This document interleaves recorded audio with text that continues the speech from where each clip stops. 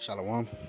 All praises Most High Yahweh, by Hashem, Yahweh Shai, by Hashem Rakakwadash. Double honor to the apostles and elders of Red Millstone who rule well. Peace and salutation to the brothers and hopeful elect out there pushing His word in truth and sincerity. This video here is going to be, when you make a vow unto Yahweh by Hashem, Yahweh Shai, make sure you keep it. Okay? When you make a vow, make sure you keep it. Alright?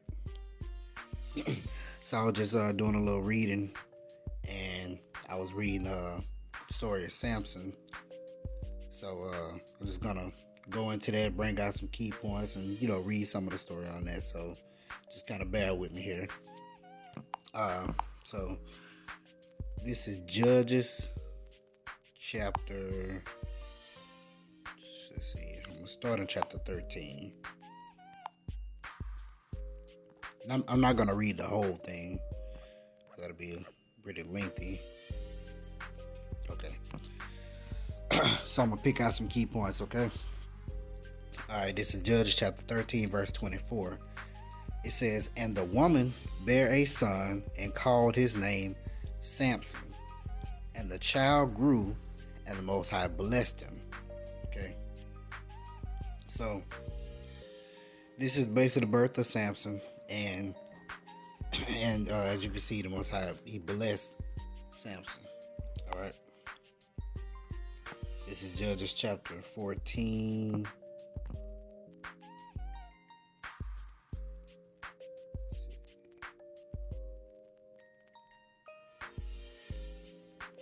Okay. Yeah, I'm gonna read verse 6 here, and you're going to notice a pattern here, how the Most High was with Samson. Okay, so check this out. Judges 14 and 6. "And the spirit of the Most High, or the spirit of Yahweh, came mightily upon him." Let's see.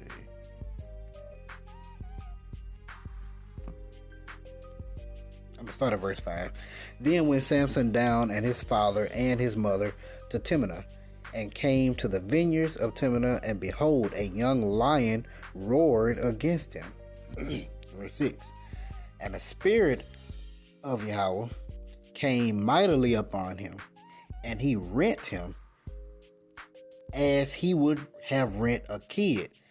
And he had nothing in his hand, but he told not his father or his mother what he had done." So the spirit of the Most High came mightily upon Samson, as you can see, and it says he rent him as he did as a kid. Now this was a lion that was warring against him. So he literally took a lion and tore him, tore him in half, ripped him in half, just tore him up, as he would have done a baby male goat, which is just what a kid is. Okay, so just kind of giving you an idea of the power that that Samson had by Yahweh by Hashem Yahweh Shai being with him. Okay. This is Judges chapter 15, and I'm going to start at 13. It says, "And they spake unto him, saying, No, we will bind thee fast and deliver thee into their hand, but surely we will not kill thee. And they bound him with 2 new cords and brought him up from the rock." Now this is where they bound Samson.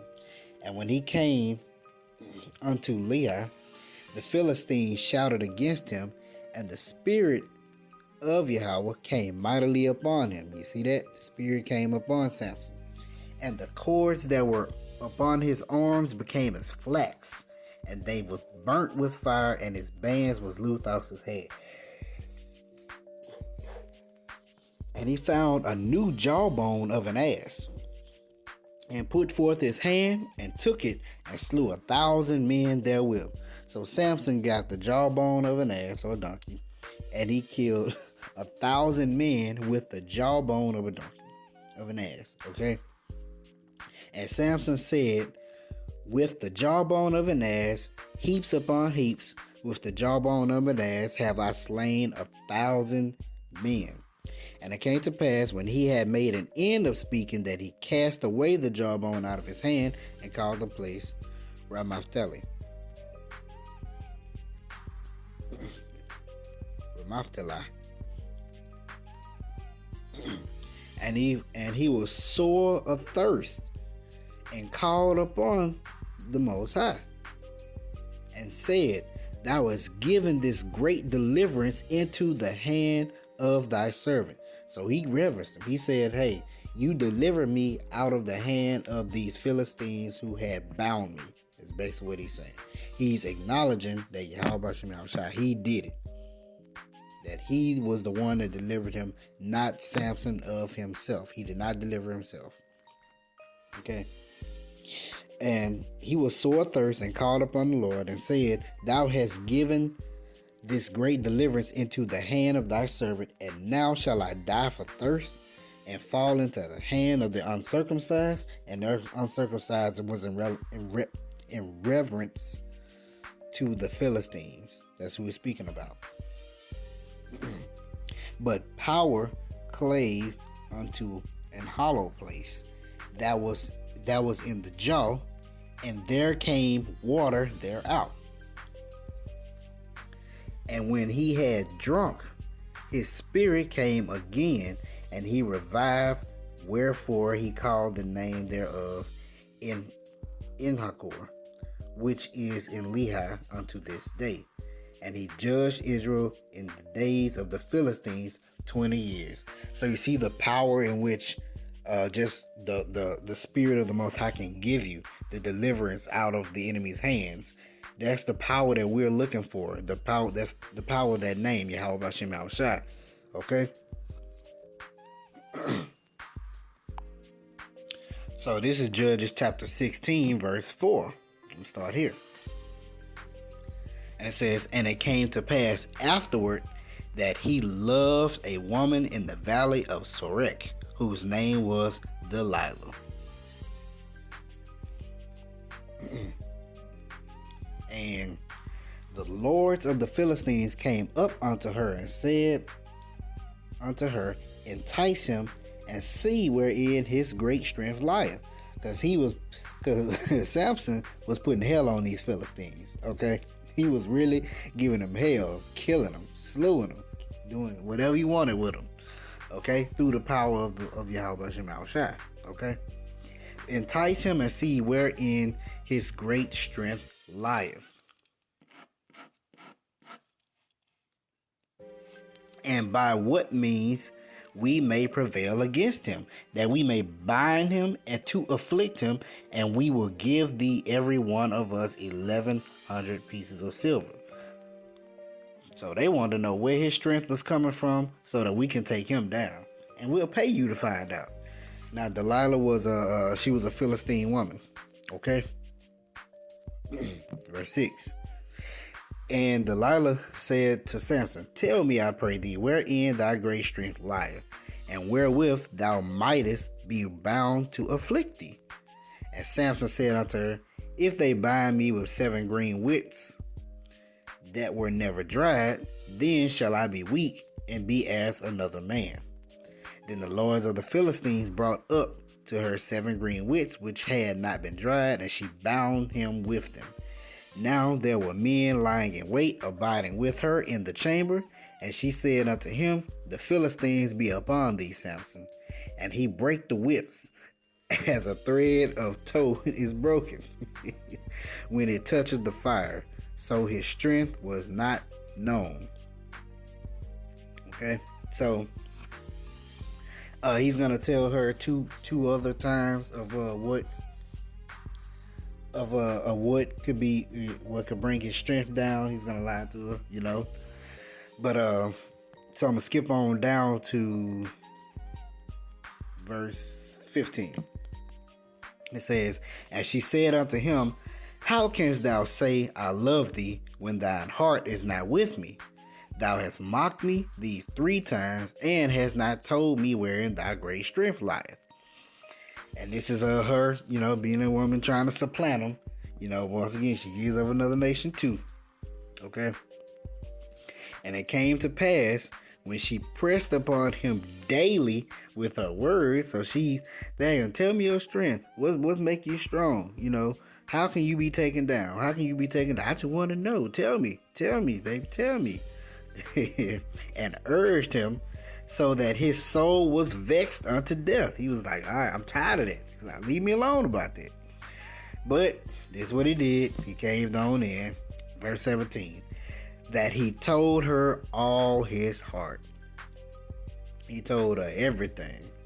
And said unto her, there hath not come a razor upon mine head. For I have been a Nazarite unto the Most High from my mother's womb.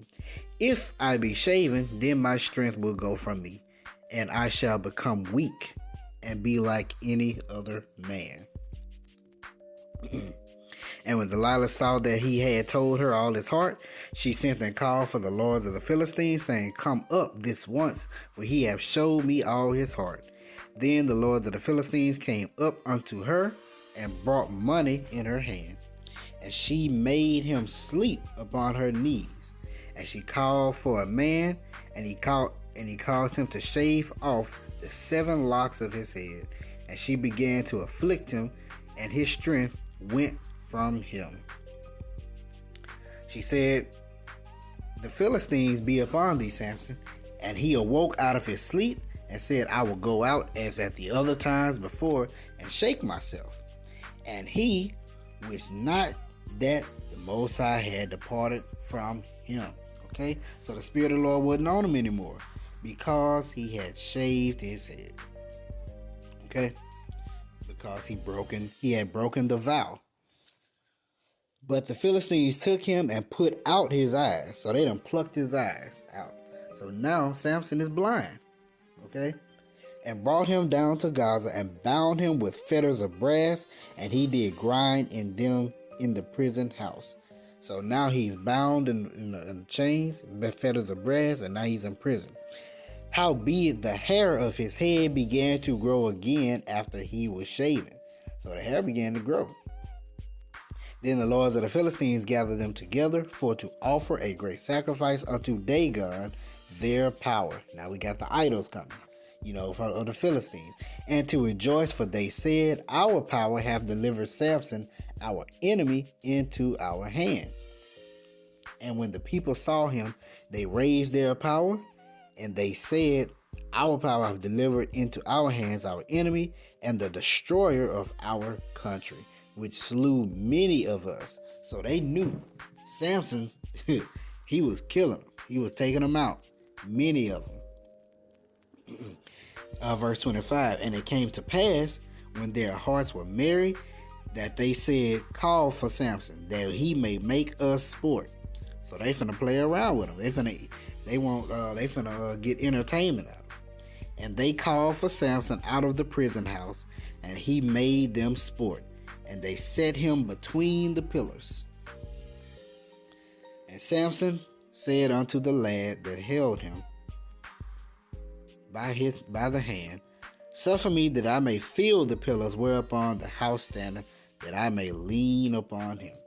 And he said they called him and to make us sport. So think about it. He was taking out all these Philistines. They had finally got him. And so now everybody was coming to see this great and mighty man is now bound in chains and in fetters of brass. Oh, Salakia.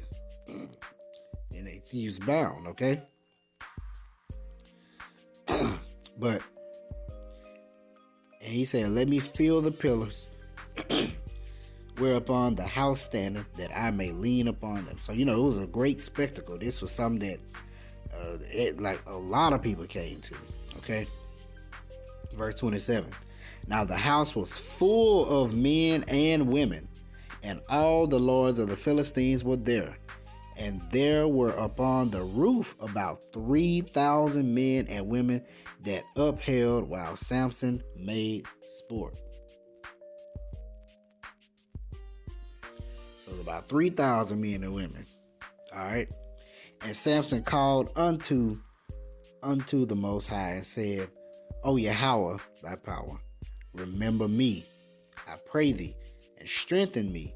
I pray thee, only this once, O power, that I may be at once avenged of the Philistines for my 2 eyes.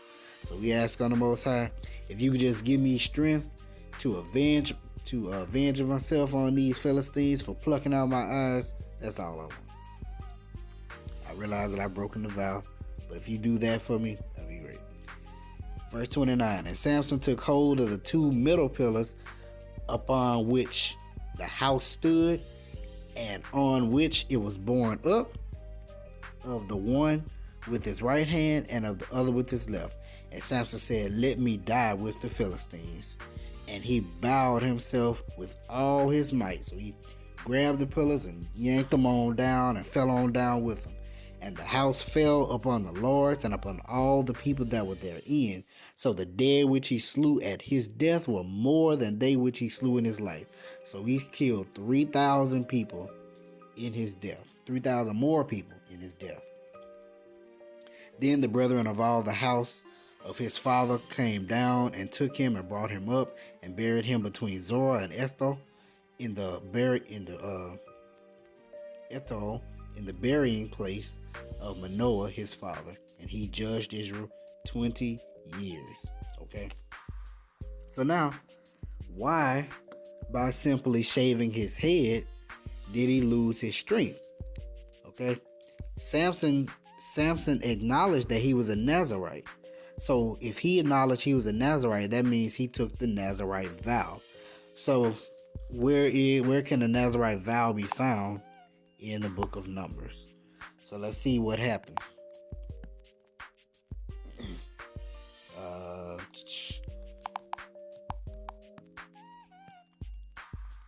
This is Numbers chapter 6, verse 1. And the Most High spake unto Moses, saying, speak unto the children of Israel, and say unto them, when either a man or a woman shall separate themselves to vow a vow of a Nazarite, to separate themselves unto the Most High. Now, to vow a vow means you're basically pledging yourself unto the Most High. You're making a sacrifice unto the Most High, which you are that sacrifice to complete this particular vow and separate yourselves from the others. Okay.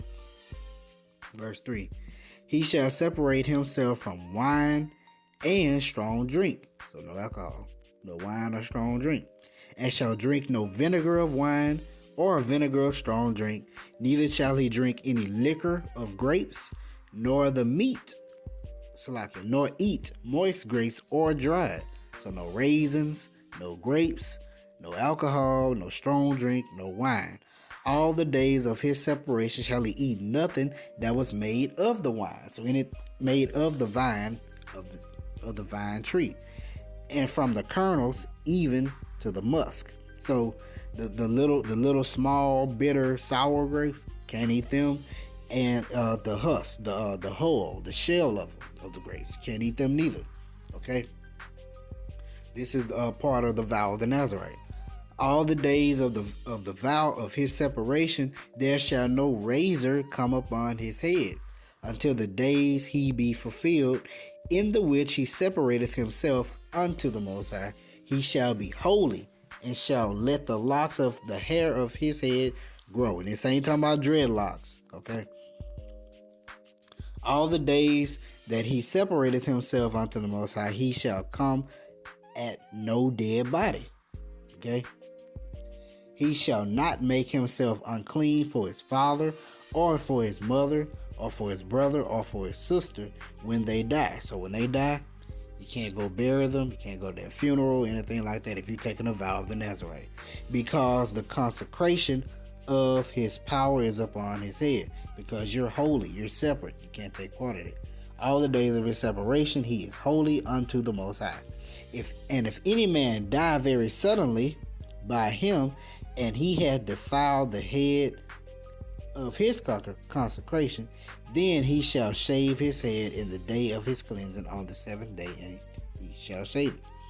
And on the 8th day he shall bring 2 turtles and 2 young pigeons to the priest to the door of the tabernacle of the congregation.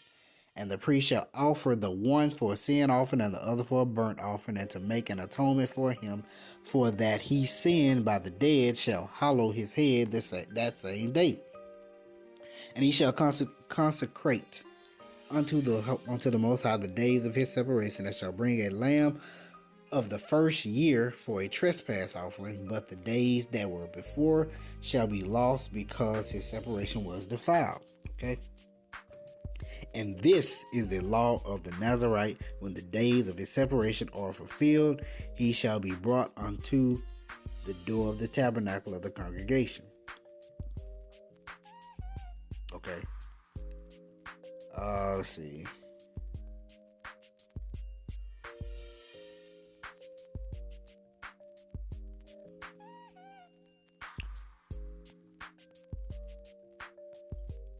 Yeah, I'm not gonna. You pretty much got the point of the vow of the Nazarite. So you can't drink wine, eat grapes, the vinegar of the wine, or vinegar of the grapes. No strong drink. You can't shave your head. You're being consecrated, being separated. And you see, Samson acknowledged that he was a Nazarite, so he took the vow of the Nazarite, but he shaved his head, or his head was shaven. So that's why he lost his power, because the spirit of the Most High went from him due to him breaking that particular vow. Okay, so just reading up on that, and just giving a little background and edification on the power in which Samson had, and the power in which Yahweh Hashem Yahushua can bestow upon us also, as long as we we continue to follow him.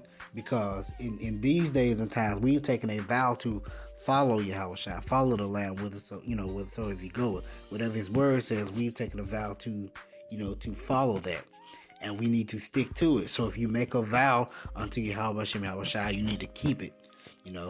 That's why those that put their hand to the plow and look back are not fit for the kingdom, because you've taken that vow, and when you look back, you're not fit. You break that vow when you look back. Okay? So call hello Yahweh Hashem Yahushua. Yahweh Hashem Yahushua Hashem Kakadash. Hope you're edified. So shalom.